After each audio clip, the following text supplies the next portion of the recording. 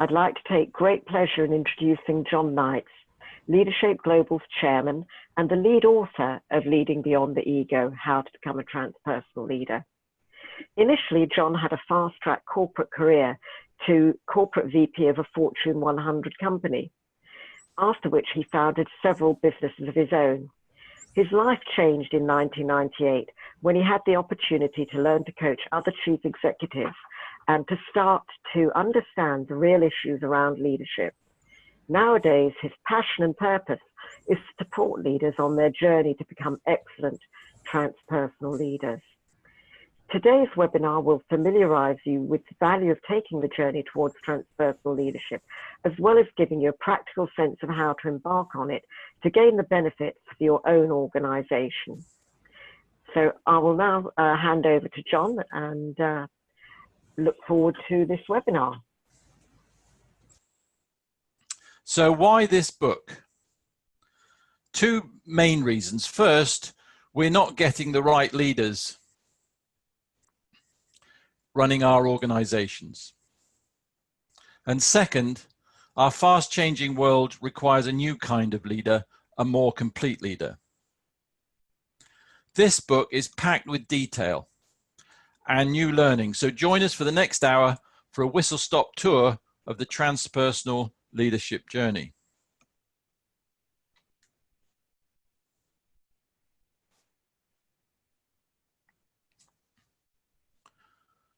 The foundation of transpersonal leadership are these three levels of intelligence: emotional, spiritual, and rational. And we can see that if we look at those three intelligences on this Venn diagram, we can see that if you combine rational and emotional intelligence, that's where the enhancing performance is created. Where you connect emotional intelligence to spiritual intelligence is where you get the caring and the sustainable part of leadership. And when you combine rational and spiritual is when you get the ethical. However, it's only the sweet spot in the middle that we call transpersonal leadership. And transpersonal leaders, they operate beyond their ego. They continue personal development and learning.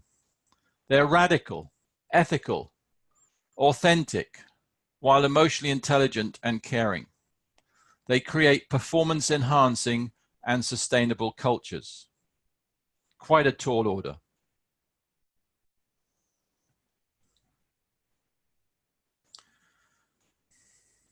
The purpose of the book is to explain what transpersonal leadership is, and in detail how you can become a transpersonal leader. It also takes into account the fact that the world is changing rapidly, more rapidly than ever before, that we have new generations of young people and future leaders coming into the workplace, the millennials and the Z generation, that have a totally different approach to work and life than previous generations.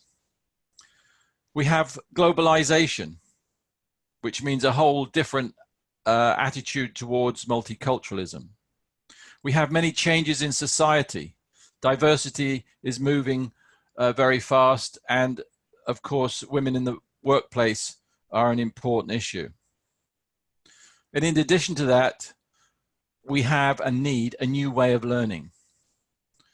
The old rote system of teach and preach just doesn't work anymore in this modern world. There's just too much information to be that needs to be available, and we can't keep it all in our head. So we have to be in a position where we can better utilize the information that's available outside, and that requires a different kind of learning. It needs us as leaders to be able to help people to pull them towards us rather than to push them in the direction we want them to go. Now let's look first, let's now have our first poll.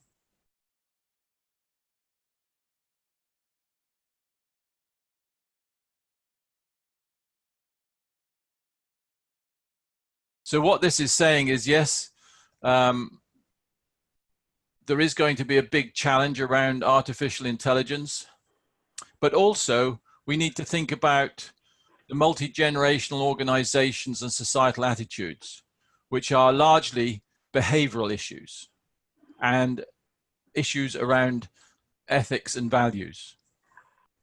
Okay, so let's look at the structure of the book. It assumes that the reader has business skills and understands something about strategy. So, because that is what we call the foundation level, that is a threshold level that people need to be leaders, but is not what we consider leadership itself. So part one of the book is what we call the intermediate level of transpersonal leadership, which is about raising awareness of self and others, about learning to manage emotions, and about developing performance-enhancing behaviors. Part two of the book, the advanced level, is more about values and bringing those values to full consciousness, how we manage our ego, and how we make better decisions and judgments and choices. And part three is about how we implement transpersonal leadership development programs. Looking at it another way, this book is focusing on emotional intelligence and spiritual intelligence, or we also refer to it as ethical intelligence. So the first part of the book is where we can see this column of Real One. It's about creating a leader who is robust and emotionally aware. And to do that, we specifically talk about behaviors and leadership styles and shaping a performance-enhancing culture.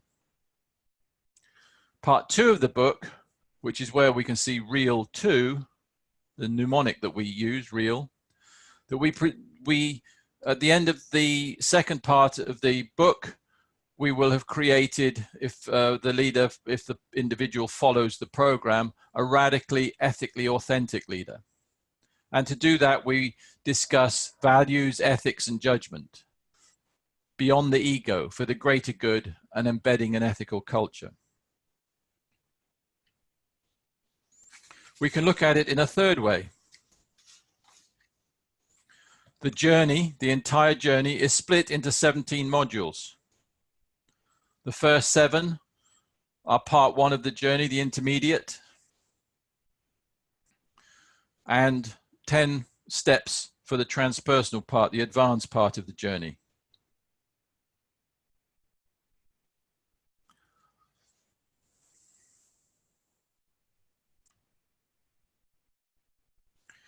If we first look at the intermediate level, that's part 1 of the book. This is an important foundation for the advanced journey. And we're going to run through this fairly quickly so that we can spend more time focused on the advanced.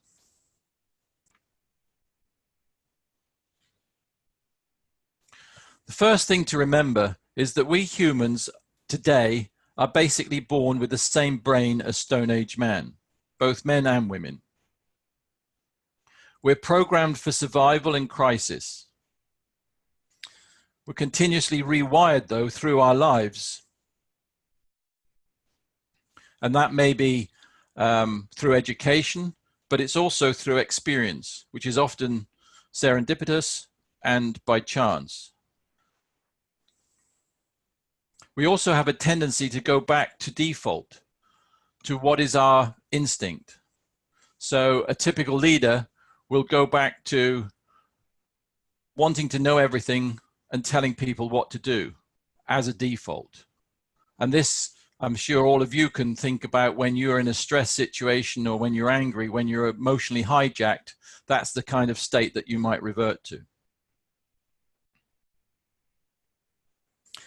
The thing that we can do about this, though, is that we can actually learn to proactively rewire our own brain so that we can actually learn to control the way we are.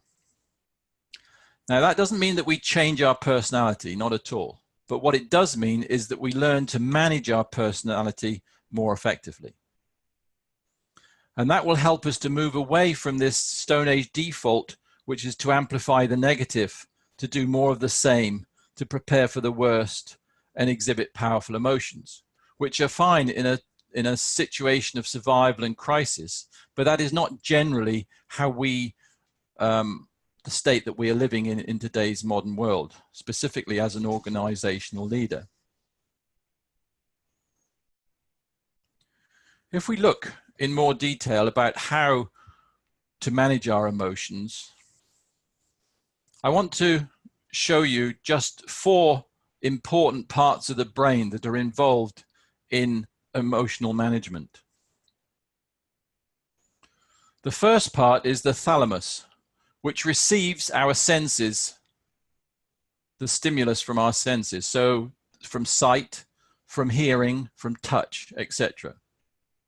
Now the thalamus then sends impulses either, well, it sends it to the amygdala, but there are 3 routes it can take. It can either take that very short, fast route, direct route, or it can take a long, slower route through the prefrontal cortex and the hippocampus. Now, the advantage of it going through the prefrontal cortex is that that gives time for us to have a rational consideration about how to deal with that stimulus. And if further it goes through the hippocampus, which is where our memory bank is, it can help us to reflect on past memories that will help us to make the right kinds of decisions based on our experience. The problem is that the natural tendency is for that impulse to go directly from the thalamus to the amygdala, especially when it's a very strong emotional impulse. So emotional self-control is about managing that process.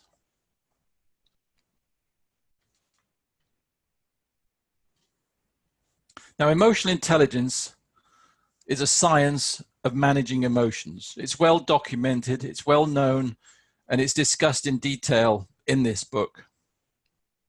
But I'm not going to spend too much time on this because I think that many of you will have some familiarity. And if you're not, then by all means, you can read the detail in the book. But what I would like to say is that there are basically 4 emotional intelligence competencies that you can see here. And within that are a range of EI capabilities, ranging from self-confidence to adaptability, to empathy, to conflict management, etc. And these are all underpinned by granular behaviors. And I'm just going to give you one example. We're going to have a look at empathy.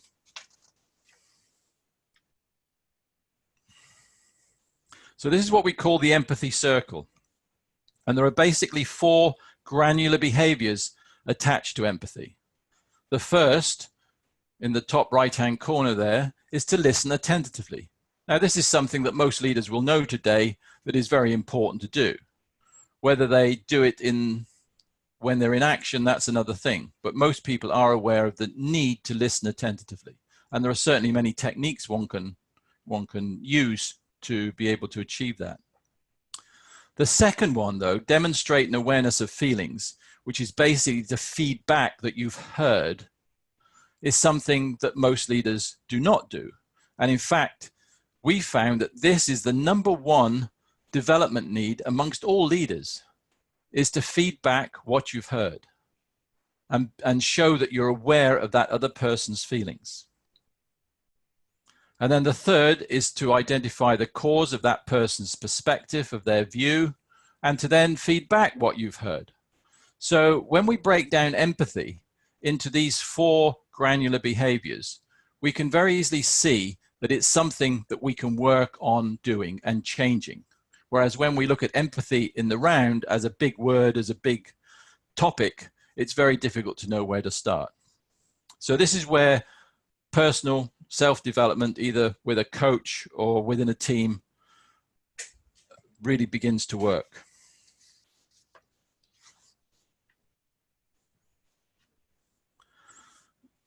Now, how these emotional intelligence competencies and capabilities and granular behaviors manifest themselves are in these 6 leadership styles.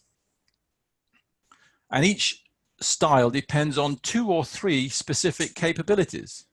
So, for example, coaching depends on empathy, it depends on developing others, and it depends on self-awareness. Now, each of us have 1 or maximum 2 natural styles. They are styles that we feel comfortable with and we use most of the time, and that we're rather good at. That's the sort of in the round situation. The reality is, though, that in order to be able to lead in all situations, we need to be able to use all 6 leadership styles. And what we've discovered is that no one are fully competent in all 6 styles. Everyone needs to develop 1 or 2 or 3 granular behaviors to be able to round themselves off so that they can have this whole set of leadership styles that they can use in any circumstance, and also know when to use it as well, which is very important.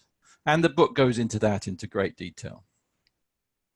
So once we've got those 6 leadership styles, what do we do next? How does that move towards performance enhancement in an organization?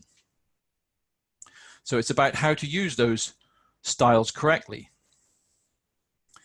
And basically, a leader sets a climate when they come into an organization, which in turn, over a period, will enable the employees to develop the culture, which then creates the performance, the organizational performance. And depending on which way that goes, if it goes from the leadership downwards, we can call that transformational leadership. Whereas if it's the environment or the organizational performance that's requiring us to change the culture, then we call that transactional leadership. To give you an idea of what we mean by climate and culture, let's consider what are probably 2 of the most famous people in the world over this century, which would be Presidents Obama and Trump of the United States. Just think for a moment, and I'm not going to give any personal opinions here, but just think for a moment about when they came to power, what was the climate that they set? And what culture is being created or was created as a result of that? And finally, what are the results? So if you ponder on that for a moment, you can see how the leader's climate, either a single leader or a team of leaders, can have a huge impact on an organization that can be either positive or negative.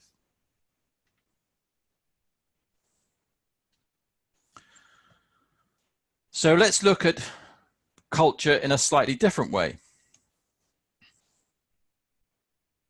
We divide culture into 4 parameters: power, structure, achievement, and support.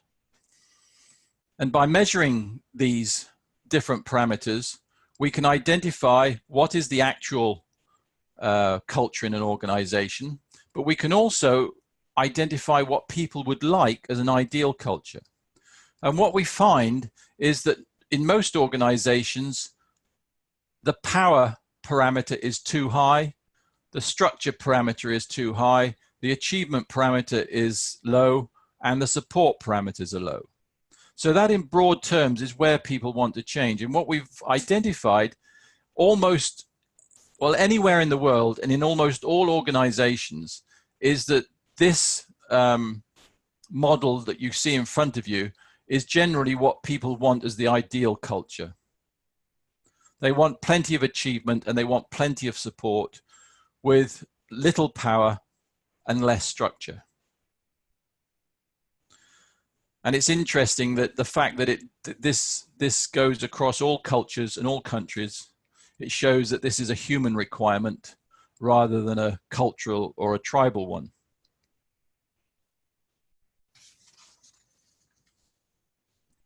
So we've learned to manage our emotions and develop new behaviors and leadership styles and create a performance-enhancing culture. But alone, that is not enough. Because, of course, as we know, emotional intelligence and the managing of emotions can be done in a manipulative way as well as in a positive way. And the advanced level is what sort of takes us to the next level of leadership, which is to make sure that we do this on a values-based way. So the advanced level is about bringing our values to full consciousness. It's about learning to manage our ego. And it's about creating ethical and sustainable cultures as well as just performance-enhancing ones. So we developed this model called the 8 Integral Competencies of Leadership, which covers the entire journey. And you'll see that we've already talked about the intellect and logic. Personal preferences, they're the things that are innate in us. If you look at the top and top left quadrants, no, not quadrants, but segments there. And then on the right-hand side, we have the 4 emotional intelligence competencies. But there are 2 competencies left that we haven't dealt with yet. And that is what we call the values-based competencies of self-determination and personal conscience. And that is what we're going to focus on in the advanced part of the journey.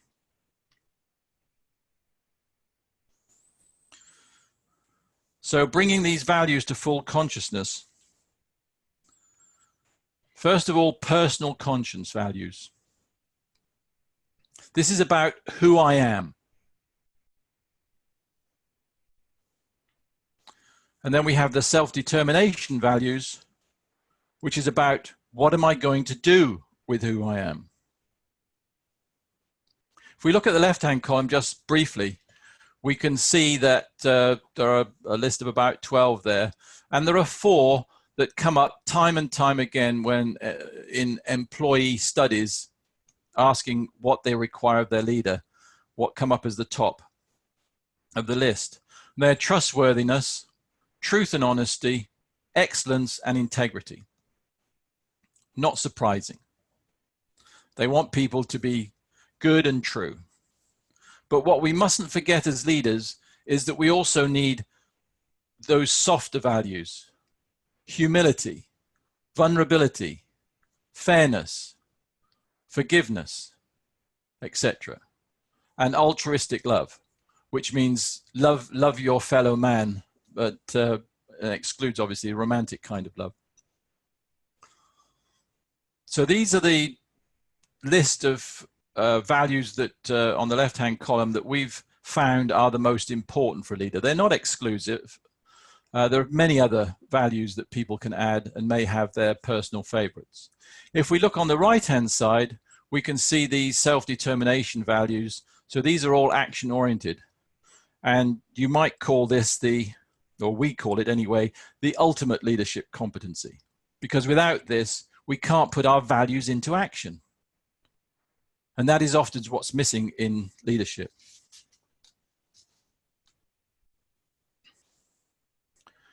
So what drives us?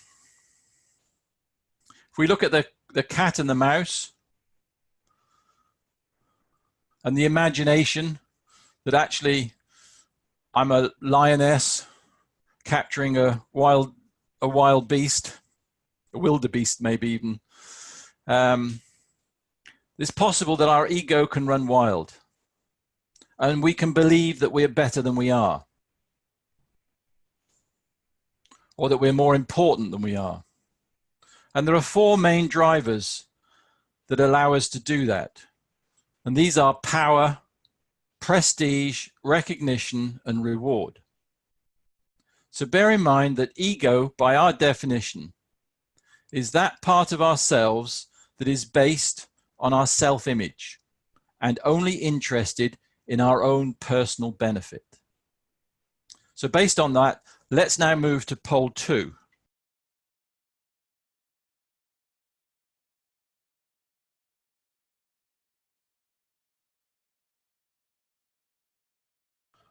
I look, what is important for them is what other people think of you. And that is something to really bear in mind. It's not that there's anything wrong with it at all. It's human nature. But if we are aware of it, then there will be times when we will need to manage it. So let's move on to that. So looking at leading beyond our ego, we can be at the mercy of our ego and just think about what's important for us. Or we can be more transpersonal and think of the interests of all the stakeholders in our organization. So there will come times, many times during a career, when we will have to choose between what is best for us personally and what is best for the organization. Often the decision is fairly easy, but other times it won't be, particularly if you're in a period of time where the career is very important, where certain things are happening in your family life, etc., etc. But what we must always remember is that actually we're being paid by the organization to take decisions that are for the best interest of the organization and for the organization's stakeholders. And when I talk about the organization's stakeholders, I'm basically talking about employees, clients, customers, suppliers, the community, and even the planet. And I think that we have to really bear that in mind when we're making our decisions. Is it best for us or is it best for them? And it's not necessarily even going to be a moral decision, but often we will take a decision subconsciously that benefits our own ego rather than bringing the issue to full consciousness to make the right decision. And I think we need to look at the just a moment at the long-term consequences, potential long-term consequences of this. For example, at the moment, there's a big issue about plastics in the ocean. And that's basically because we didn't think of the planet as an important stakeholder 30, 40 years ago when we started producing plastics. The next may be that we're not considering the universe. Already, there's loads of debris in the in the outer reaches of the Earth's atmosphere, which could cause a fatal accident. So it must also be thinking long-term rather than short-term, as well as personal versus stakeholder. So on that note, let's move to poll number 3 to get your opinions.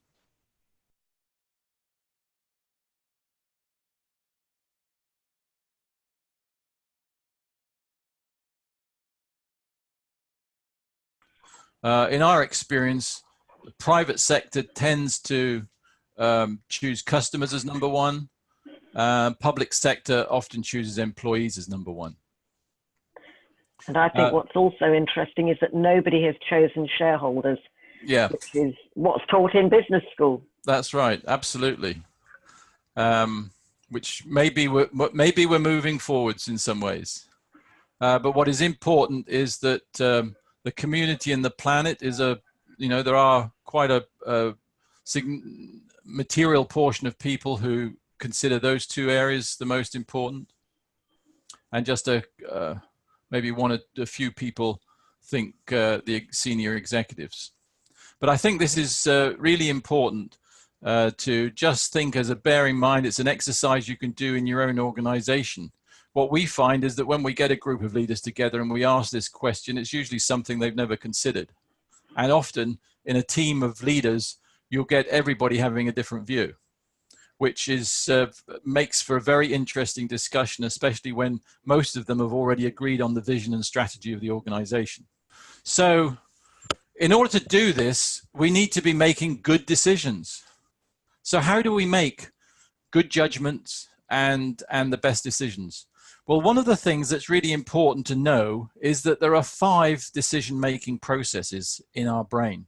And the one that we use nearly all the time is the one at the top there, rational logic, which is our only conscious decision-making process.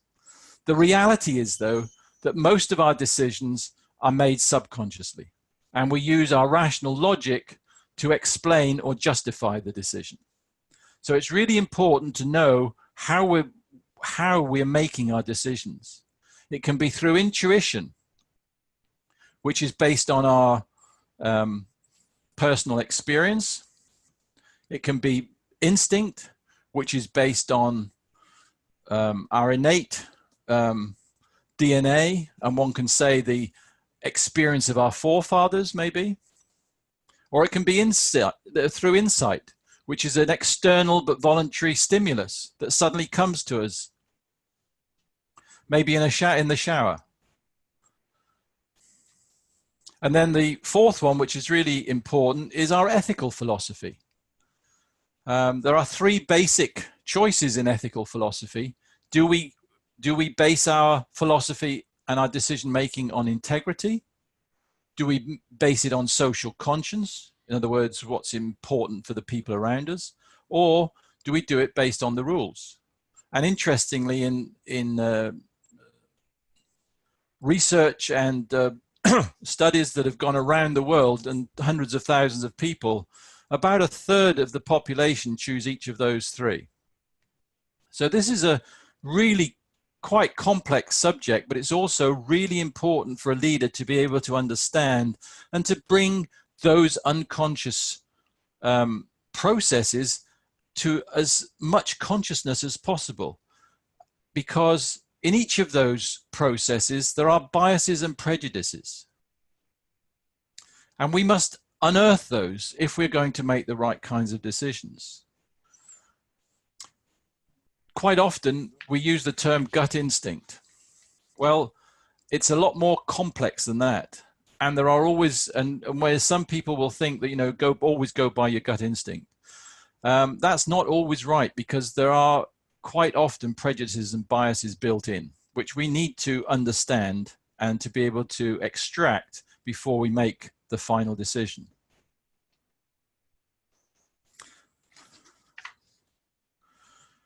The other context that we need to bring in here around our decision making and bringing our values to full conscious is, what is our purpose?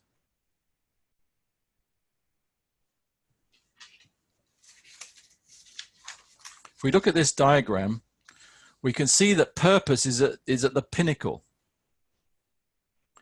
And without having a purpose, we're at the mercy of our ego.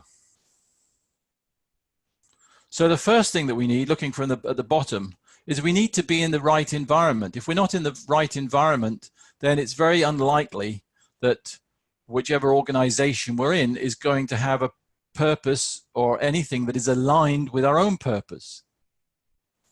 Obviously, we need a certain level of IQ to be able to develop a purpose. We need the right behaviors so we can put that purpose into action. We need the beliefs and values as a foundation for our purpose so that we get the right kind of purpose, something that is greater than who we are as individuals. And then finally, we need to know who we are.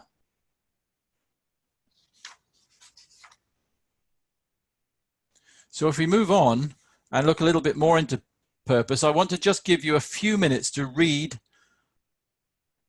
these 4 statements and to write down your answers from 1 to 5, depending on whether you strongly agree or strongly disagree. And then we'll move on to another poll. So I'll just give you a couple of minutes to read those through, write down your answers.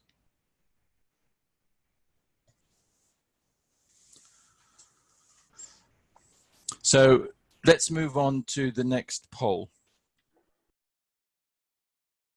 So do you have a clearly defined purpose for yourself? A purpose but not clearly defined? Perhaps you realize you need to develop a purpose, or maybe you haven't even thought about developing a purpose, or finally you may think developing a purpose is pointless.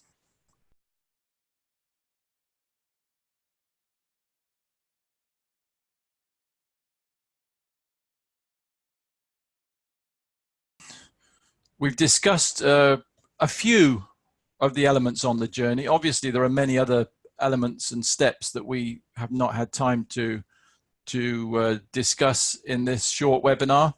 But the final one that I want to go into is about how we make those difficult decisions using a different mechanism so that they're value-based and beyond the ego. And what we do is we call a touchstone. And a touchstone is a standard by which something is judged. Now, the one on the screen here that you can see is actually, it's an example, but it's mine. It's my touchstone. So on the right-hand side, we've got these 7 transpersonal qualities, which are fixed. If you're going to be a transpersonal leader, they're fixed. And then on the left-hand side, we've chosen 6 values that are particularly important for that individual.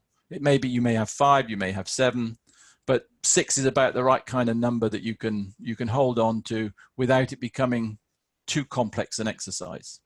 Now, what I've chosen these 6 where integrity, fairness, and resilience are the 3 which are sort of natural to me and really feel part of who I am.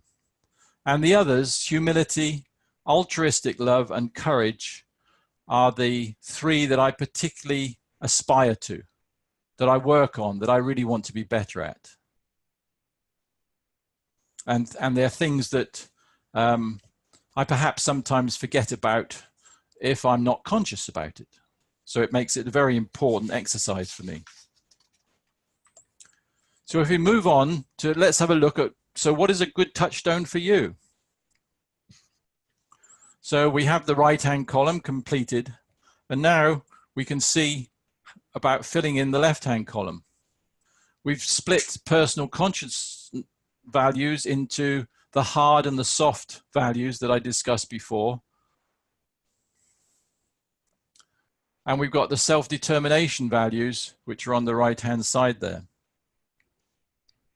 Now, to start this exercise, let's go to the final poll. Just coming up now.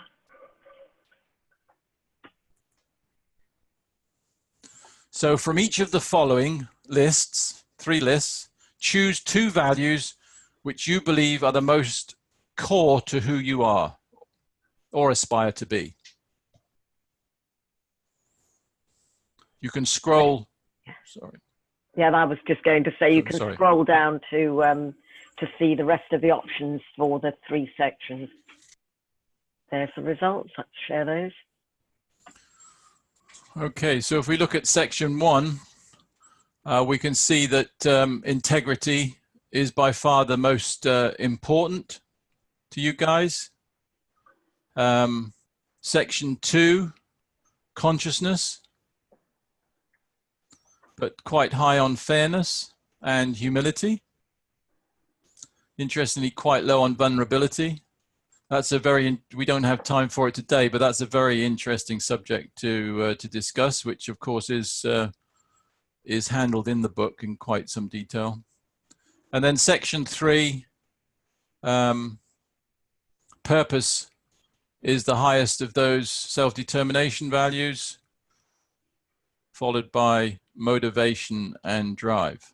So hopefully CPD, John. And CPD, sorry, CPD is high as well, which is again, perhaps we've got a self-selecting audience here in that in continuous development.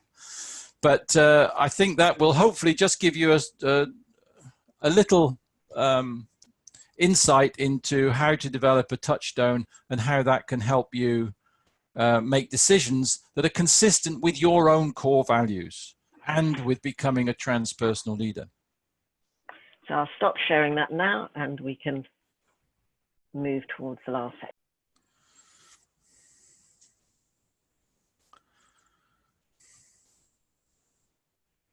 So what we must remember is only we humans, at least as far as science knows at the moment, have a free choice that we can make in full consciousness.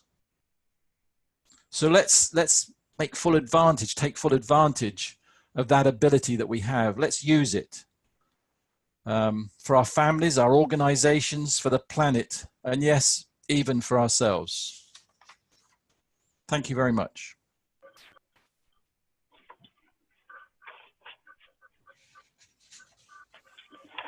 Okay, we're now going to move into the Q&A section, but while we do that, we'd like to remind you that the book is available on the Routledge website with a 20% discount using that code, and obviously also available on places like Amazon, but the code only works on the Routledge website.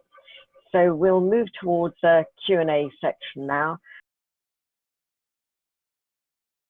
So we have one from Jeffrey Swannell, John. Where do the leadership styles come from? Is there an assessment instrument? Yes, well, okay. So these 6 styles are basically from the Goleman-Boyatzis model that was developed in the early 2000s. And the reason we use that model is because it integrates very nicely with the emotional intelligence capabilities, which also is a Goleman-Boyatzis model, but it integrates nicely with the culture model that is by different people, by Ogbana and Harris, for example. And the leadership styles are just a nice transition between that helps us to go all the way from granular behaviors through to the performance enhancing culture, and hence the performance of the organization. And yes, there is certainly a tool for analysis. We have developed our own tool called LEAPER, which is the Leadership and Emotional Intelligence Performance Accelerator, which is a 360 tool. And it not only measures the granular behaviors, but also provides a matrix between the importance of the different leadership styles in your job versus the competence of those leadership styles. So you can actually identify where the gap is between competence and importance. And you can then go back and find out maybe 1 or 2 or 3 granular behaviors that you can work on that will have a huge impact on your leadership competence. John, another question that we had, which is worth repeating today, is how do you select people for leadership roles that are likely to be open to developing or along that road towards being transpersonal leaders to help create the right climate in your organization? So how do we identify? Yes, how would we start to identify those people in a hiring or development process? Okay, so this is a really important question because today, I think most organizations do not start to identify people who would be transpersonal leaders. So the first thing is to identify whether people have values. I mean, that's the #1 thing.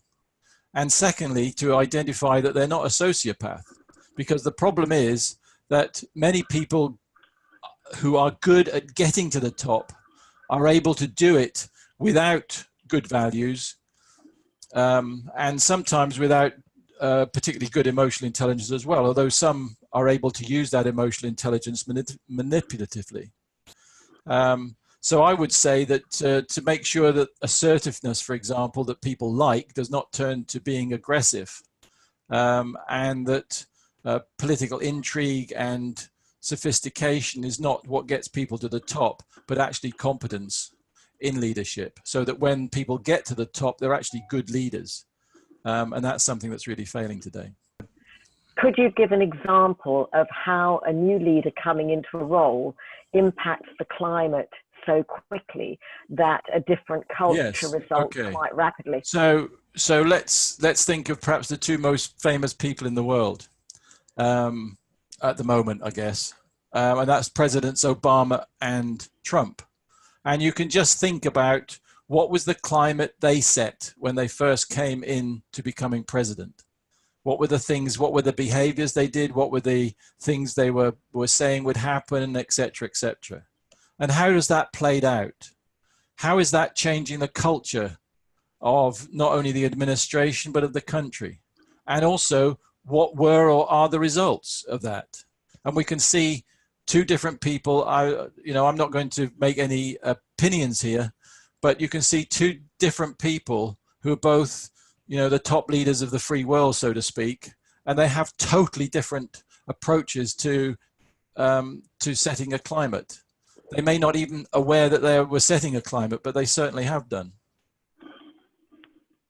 Thank you, John. We have two new questions. One from Mark asking, have we created a slide deck presentation to win senior leader buy-in, which speaks to value drivers in financial terms, so needing data from studies, etc. Now, obviously, we have our own case studies, and I'll let you answer that, but it may be a good thing for Mark to pick up with us offline. Yeah, but I would just say that one major organization where we spent some time with the senior leadership who were trying to develop an ethical culture in the organization.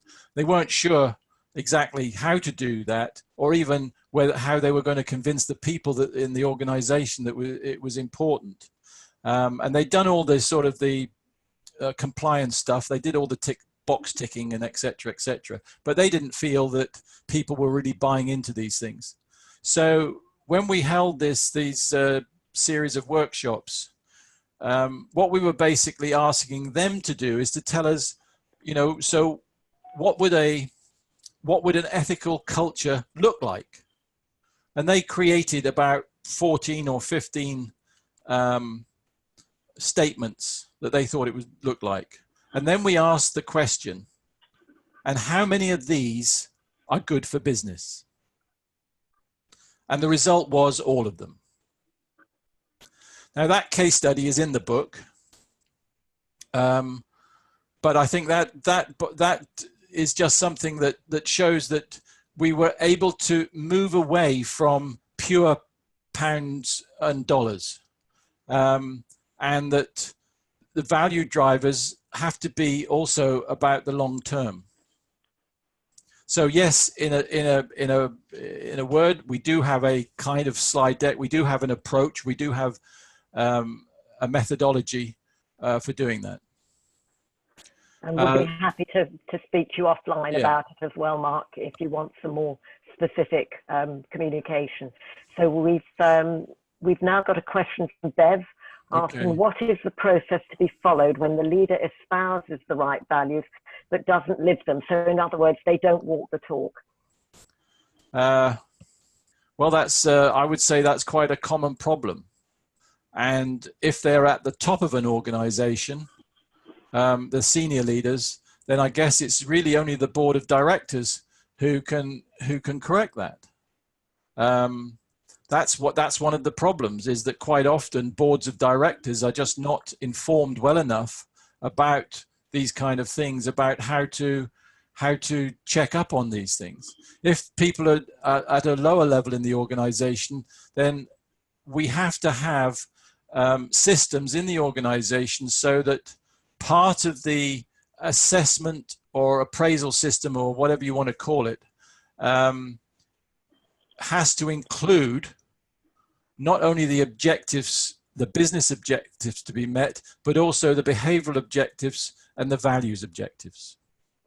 And they can be, then people can be, will be required to give examples of where they showed those values rather than where they talked about them. Okay, next question. From Geeta, John, have we found any difference in the qualities of leadership and ego factors being different for men versus women? Okay, so I don't think we've done sufficient study on ego to be able to differentiate between men and women. But what we have done is we've done a lot of studies on emotional intelligence. And our studies show that out of those 19 EI capabilities, women on average, and of course this is stereotyping, so it's not talking about any individual, but on average, women are better than men in 15 of those 19. So I wouldn't be surprised to find that women have less of an ego factor than men, but we haven't done the study.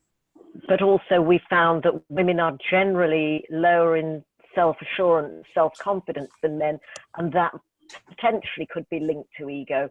But as John says, we don't have any definitive answer. Yeah. So thank you, Geeta. Susanna has a couple of questions. John? Regarding the measurement mentioned earlier on, do you mean Boyatz's scale as the Case Western University? The leadership styles are based on the research of Boyatz's, which was popularized by Goleman. So I would imagine it is the same. And we obviously, using our LEAPA tool, we identify strengths and weaknesses in people's potential repertoire of leadership styles based on their behaviors and their emotional intelligence competencies. And that may not be exactly the same as Boyatz's scale, although it's based on the same research. I think that a couple of things that's, I think, fairly unique about our the tool that the LEAPA tool that we used. I mean, basically, if we'd have found something in the marketplace that that we could use to our satisfaction, we wouldn't have developed our own. But a couple of things that are different about it. One is that we observe both the actual behavior of the individual and the desired behavior of the individual. So what we're looking at is the differential. We're not looking at a sort of a global standard to compare with, because we found and believe that that is kind of irrelevant when you're comparing a pig farmer in Texas with an IT specialist in China. Okay. How far? Susanna's other question is, how far are these ethical attributes that create the climate are well tested? Yeah, that's good too. Good question. I think that some of them they're not tested in a psychometric sense. What they're tested in is an observed sense, and how people react, and how people how people perform as a result of them, and how they create the right kind of environment. But there is still a lot of work to be done on evidence-based research around these ethical attributes. Okay, thank you very much, John. I think that's the last of the questions. So we'd just again like to thank everybody for joining us today, and hope you found the session thought-provoking.